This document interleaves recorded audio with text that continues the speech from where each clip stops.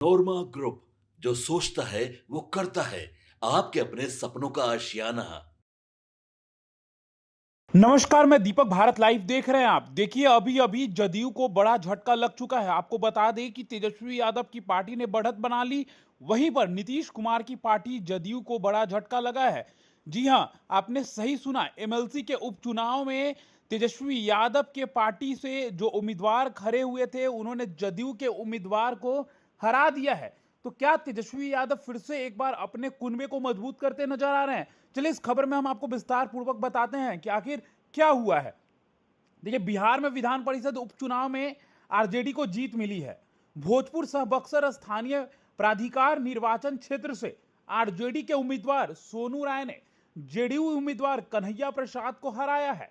यह सीट पहले जेडीयू के पास थी और एमएलसी राधाचरण शाह के विधायक बनने के बाद खाली हुई थी। जेडीयू ने इस सीट पर राधाचरण शाह के बेटे को उम्मीदवार बनाया था। नई सरकार बनने के बाद यह पहला चुनाव था जिसमें राजद ने जीत दर्ज की है। बिहार विधान परिषद की भोजपुर सह बक्सर स्थानीय प्राधिकार निर्वाचन क्षेत्र सीट पर हुए उपचुनाव में मंगलवार को 97.96% मतदान हुआ था। यह सीट जनता दल यूनाइटेड के राधाचरण शाह के इस्तीफे के बाद खाली हुई थी। उन्होंने 2025 के विधानसभा चुनाव में संदेश विधानसभा क्षेत्र से जीत दर्ज करने के बाद विधान परिषद सदस्य पद से इस्तीफा दे दिया था। भोजपुर बक्सर स्थानीयता प्राधिकार निर्वाचन क्षेत्र के लिए हुए उपचुनाव में राजद ने जदयू से यह सीट छीन ली है। यह सीट जदयू के विधान पार्षद राधाचरण शाह के संदेश विधानसभा क्षेत्र से विधायक चुने जाने से खाली हुई थी। जदयू ने उन्हीं के बेटे कन्हैया प्रसाद को उम्मीदवार बनाया था। विधानसभा चुनाव और उसके बाद राज्यसभा चुनाव में एनडीए ने महागठबंधन को करारी शिकस्त दी है। नई सरकार बनने के बाद यह एनडीए की पहली हार है। आमतौर पर इस चुनाव को धनबल का चुनाव माना जाता है। कन्हैया प्रसाद इसमें 20 माने जाते हैं, लेकिन यह उन्हें जीत नहीं दिला पाया। कन्हैया को अवैध बालू खनन और मनी लॉन्ड्रिंग के केस में ईडी ने सितंबर 2023 में गिरफ्तार किया था। वे 9 महीने जेल में रहे थे। वहीं सोनू राय के पिता लालदास राय भी इस सीट से एमएलसी रह चुके थे। इस चुनाव में एनडीए के कार्यकर्ताओं की नाराजगी भी राजद की जीत की बड़ी वजह बना है। जदयू के बागी उम्मीदवार मनोज उपाध्याय ने इस मुकाबले को त्रिकोणीय बनाया। यह वे सीट से चुनाव लड़ना चाहते थे, यानी कि पार्टी ने कन्हैया को उम्मीदवार बनाया और मनोज उपाध्याय ने इस मुद्दे को जोर शोर से उठाया। उन्होंने बार बार कहा कि कार्यकर्ताओं की उपेक्षा हो रही है। अगर कन्हैया चुनाव जीत गए तो यह उनकी पुश्तैनी सीट हो जाएगी। परिणामों के बाद अब उन्होंने दोहराया कि कार्यकर्ता की जीत हुई है। हम यही चाहते थे। सोनू राय अप्रैल 2028 तक इस पद पर बने रहेंगे। विधानसभा चुनाव और फिर राज्यसभा चुनाव में मिली हार के बाद राजद खेमे के लिए पहली जीत काफी महत्वपूर्ण है। 10 सीटों के लिए अगले महीने में होंगे चुनाव। जी हां, विधान परिषद के 10 सीटों जो खाली है उस पर अगले 9 एमएलसी कार्यकाल जून में जो है वो समाप्त हो रहा है। वहीं एक सीट नीतीश कुमार के राज्यसभा जाने से खाली हुई है।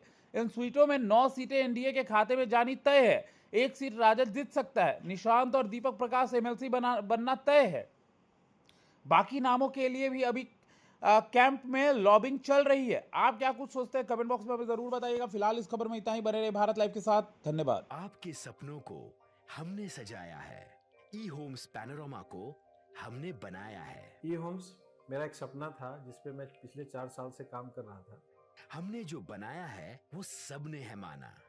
ई होम्स पैनोरामा में हो आपका भी आशियाना। और फाइनली हमने 2021 में इस प्रोजेक्ट को लॉन्च किया। बहुत लोग अप्रिशिएट कर रहे हैं कि पूर्णिया जैसे शहर में, बिहार के, एक तो बिहार की बात करें उसमें भी पूर्णिया जैसे छोटे जगह में इस तरह का लाइफस्टाइल देना, ये सुन के हम लोगों को बहुत अच्छा लगता है।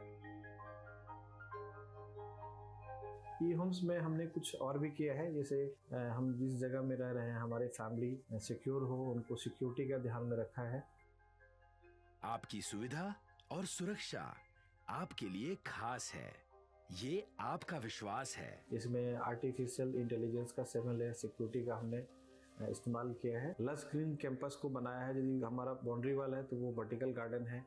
ये जितनी भी फैसिलिटी होता है एक इंटरनेशनल टाउनशिप में, ई होम्स है, ये हम लोग विश्वास नहीं कर पा रहे हैं। जो भी हमारे मित्र दोस्त या जो भी हमारे बाहर के बाहर आते हैं तो हम लोगों को बहुत अच्छा सुनने को मिलता है और बहुत अच्छा क्रेडिट मिल रहा है। वो सारा हमने सिर्फ एक बिल्डिंग नहीं बनाया, हमें एक बहुत अच्छा लाइफस्टाइल दिया ई होम्स में।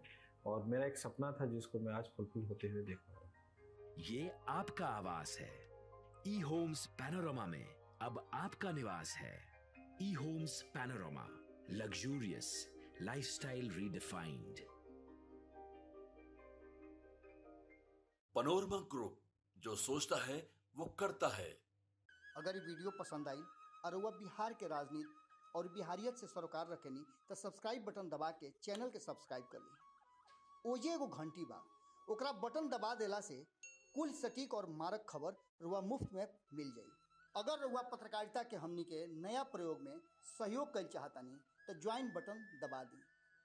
पेटीएम नंबर नोट कर ली 9386816700।